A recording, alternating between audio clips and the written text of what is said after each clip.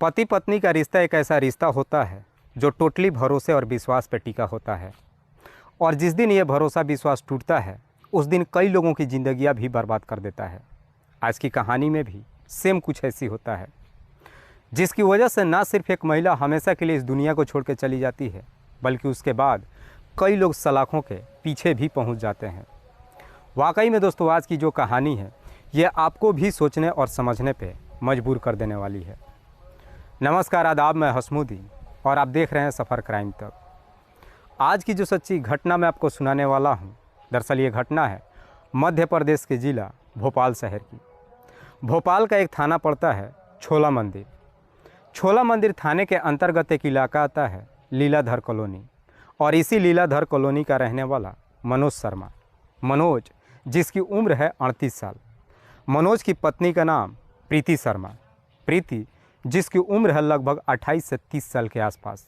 मनोज शर्मा के टोटल 3 बच्चे हैं, जिसमें बड़े बेटे की उम्र लगभग 8 साल, दूसरे की उम्र 4 साल और तीसरे सबसे छोटे की उम्र 1 साल। मनोज शर्मा जो कि एक ज्वेलरी शॉप में काम करता है, थोड़े बहुत पैसे कमाता है और बड़ी मुश्किल से अपने परिवार के साथ गुजारा करता है। बात कर रहा हूँ मैं 5 अगस्त 2023 के दोपहर के करीब 12 बजे के आसपास। मनोज शर्मा के घर के अंदर से काफ़ी चीख पुकार की आवाज़ आनी शुरू हो जाती है। आस पड़ोस के लोग जब चीख पुकार की आवाज़ सुनते हैं, भागते दौड़ते दरवाजे तक पहुंचते हैं। लेकिन पड़ोसी जब दरवाजे पर पहुंचते हैं तो देखते हैं कि दरवाज़ा अंदर से लॉक है।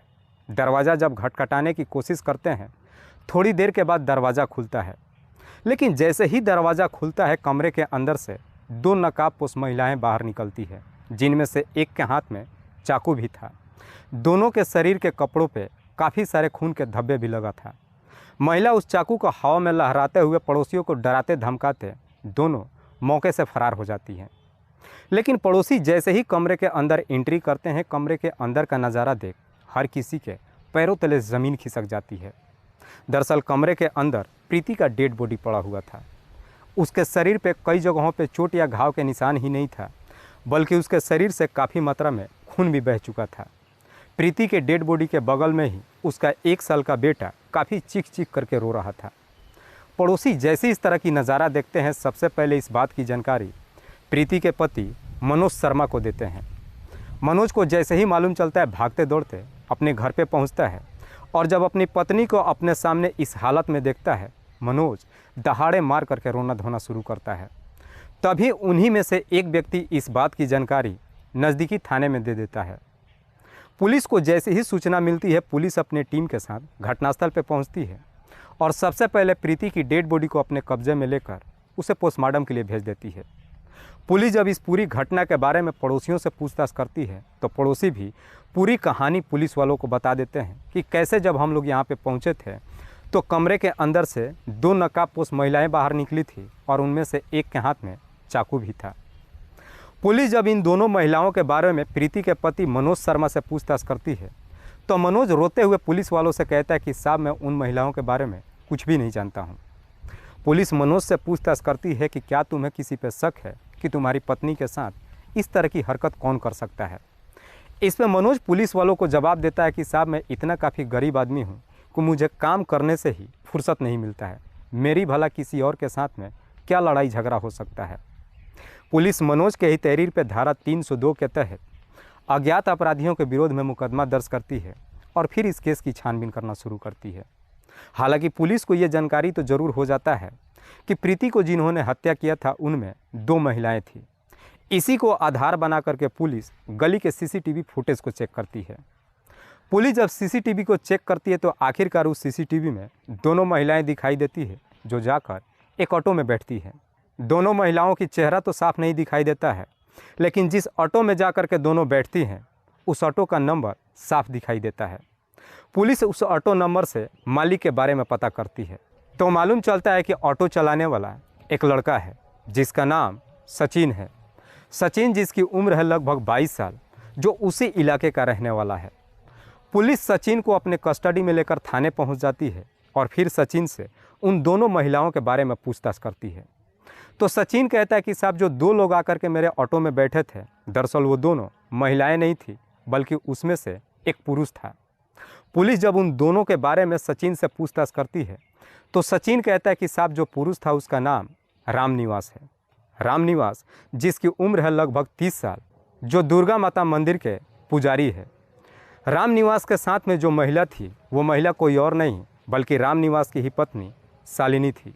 शालिनी जिसकी उम्र है लगभग 27 से 28 साल के आसपास। पुलिस सचिन के ही तहरीर पर रामनिवास और उसकी पत्नी को गिरफ्तार करने के लिए उनके घर पे जाती है तो मालूम चलता है कि रामनिवास अपनी पत्नी के साथ फरार हो चुका है।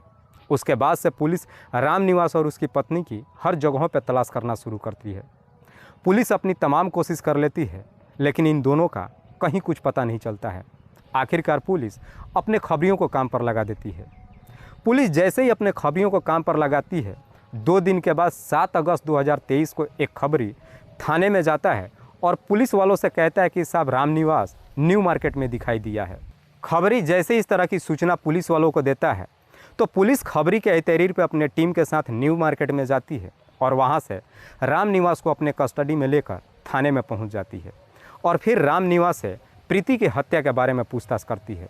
पहले तो रामनिवास इधर उधर की बात करता है लेकिन पुलिस जैसे ही अपना शक्ति दिखाना शुरू करती है, आखिरकार मजबूर होकर रामनिवास अपना जुर्म कबूल कर लेता है। लेकिन रामनिवास जब ये पूरी कहानी पुलिस वालों को बताता है तो वाकई में इसे सुनने के बाद किसी को भी अपने कानों पे यकीन ही नहीं होता है। प्रीति जिसके पिता का नाम है देवकीनंद शर्मा, देवकीनंद शर्मा जो कटनी ज़िले का रहने वाला है। देवकीनंद जो बेहद ही गरीब परिवार से ही नहीं है बल्कि अपने बच्चों की बड़ी मुश्किल से परवरिश करता है। प्रीति जैसे ही जवानी के दहलीज पे कदम रखती है उसके बाद से देवकीनंद अपनी बेटी की शादी कराने के लिए एक लड़के का तलाश करना शुरू कर देता है। कई जगहों से रिश्ते भी आता है लेकिन कोई भी रिश्ता पक्का नहीं हो पाता है क्योंकि प्रीति के कमर के बगल में थोड़ा सा हड्डी बाहर निकला हुआ था। जो लोग भी प्रीति को देखने के लिए आते हैं रिश्ता सिर्फ इसलिए पक्का नहीं करते हैं क्योंकि सब के सब एक ही बात कहते हैं कि प्रीति के अंदर जो बीमारी है उस बीमारी की वजह से प्रीति कभी माँ नहीं बन सकती है, जिसकी वजह से देवकीनंद भी काफ़ी परेशान रहने लगता है। लेकिन जैसे ही थोड़े दिन का और समय गुजरता है, साल 2014 में मनोज शर्मा खुद अपना रिश्ता लेकर प्रीति के घर पे जाता है। मनोज शर्मा जो कि ऑलरेडी शादीशुदा है लेकिन उसकी पत्नी उसे छोड़ करके जा चुकी है।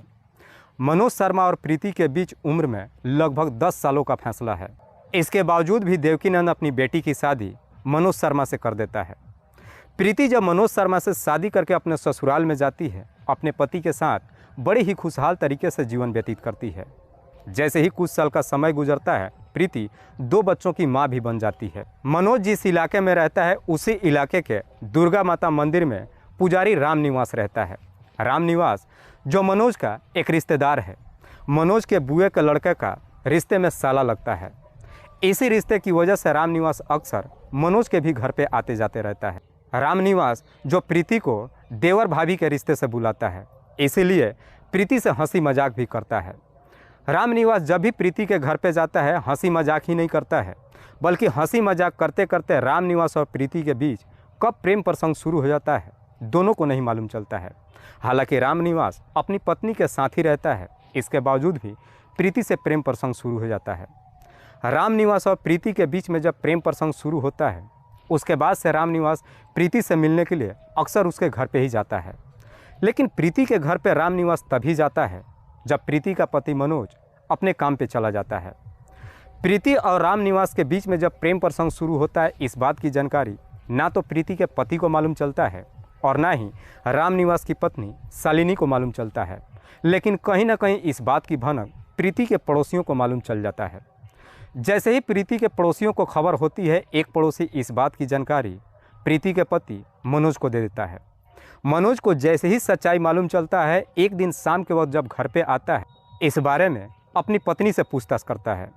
लेकिन मनोज जैसे ही रामनिवास के बारे में प्रीति से पूछताछ करता है तो प्रीति उल्टा अपने पति के ऊपर ही चढ़ बैठती है। प्रीति अपने पति को फटकार लगाते हुए कहती है कि पड़ोसी मुझे बदनाम करने की कोशिश कर रहे हैं और रामनिवास मेरा रिश्तेदार नहीं है बल्कि आपका रिश्तेदार है। अगर वाकई में तुम्हें मेरे ऊपर शक है तो तुम अपने रिश्तेदार को मना कर दो ताकि वो हमारे घर पे ना आए। प्रीति जैसी इस तरह की बातें अपने पति से कहती है तो मनोज इस बारे में जाकर रामनिवास से भी पूछताछ करता है। रामनिवास भी मनोज से झूठ बोलता है और कहता है कि मेरा भाभी के साथ में कोई अफेयर नहीं चल रहा है। दोनों अपनी अपनी सफाई मनोज को तो दे देते हैं, लेकिन मनोज को अपनी पत्नी पे भरोसा नहीं होता है। इसी बात को लेकर के मनोज और उसकी पत्नी के बीच में आए दिन हर रोज़ झगड़े तकरार शुरू हो जाता है। दोनों के बीच में झगड़े तकरार तो होता है, लेकिन इसके बावजूद भी प्रीति राम निवास से मिलना जुलना बंद नहीं करती है। लेकिन जैसे ही कुछ महीने का और समय गुजरता है, प्रीति तीसरी बार प्रेग्नेंट हो जाती है। प्रीति को जब मालूम चलता है कि वो फिर से माँ बनने वाली है, ये जानकर प्रीति काफ़ी खुश होती है और ये खुशी अपने पति के साथ भी शेयर करती है।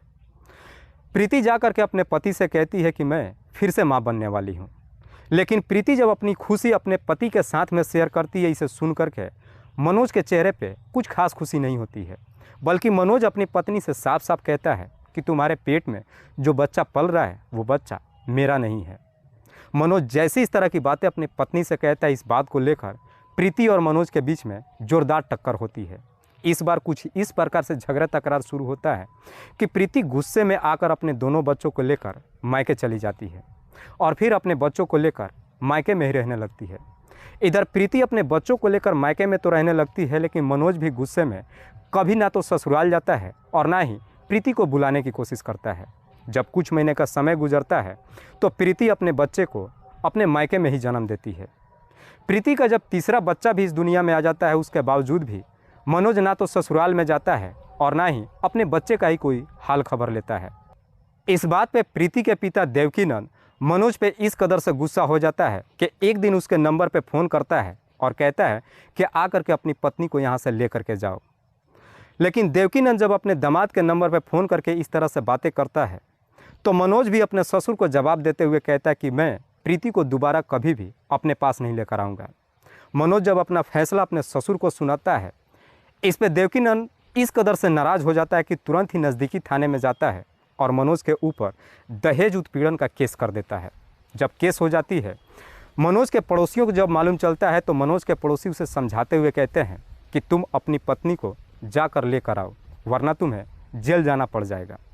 जेल का नाम सुन करके मनोज इस कदर से डर जाता है कि अपने ससुराल में जाता है और फिर से प्रीति को अपने साथ लेकर अपने घर चला आता है। लेकिन प्रीति जब इस बार भी अपने पति के साथ वापस अपने घर पे आती है, फिर से पहले जैसे ही राम निवास के साथ मिलना जुलना शुरू कर देती है। लेकिन इस बार जब मनोज को मालूम चलता है कि उसकी पत्नी का फिर से राम निवास के साथ चक्कर चल रहा है, इस बार मनोज अपनी पत्नी को धमकी देते हुए कहता है कि आइंदा से अगर राम निवास को मैंने अपने घर पे देख लिया तो याद रखना, मैं तुम्हें हमेशा के लिए छोड़ दूंगा। मनोज जैसे इस तरह की धमकी अपनी पत्नी को देता है, इस धमकी से अब प्रीति डर जाती है। प्रीति को अपना घर बिखरते हुए दिखाई देता है, इसलिए अब प्रीति राम निवास से मिलना जुलना ही बंद नहीं करती है, बल्कि उसका फ़ोन उठाना भी बंद कर देती है। इधर राम निवास प्रीति के नंबर पर कई बार फ़ोन करता है। जब वो फ़ोन नहीं उठाती है, उससे मिलने के लिए उसके घर पे जाता है तो प्रीति उससे मिलने से भी इनकार कर देती है। जब प्रीति राम निवास से मिलने से साफ इनकार कर देती है तो अब इधर राम निवास के दिमाग में एक शक पैदा हो जाता है। दरअसल राम निवास को लगता है कि शायद अब प्रीति का किसी और के साथ में लव अफेयर शुरू हो चुका है, जिसकी वजह से अब राम निवास काफ़ी परेशान रहने लगता है।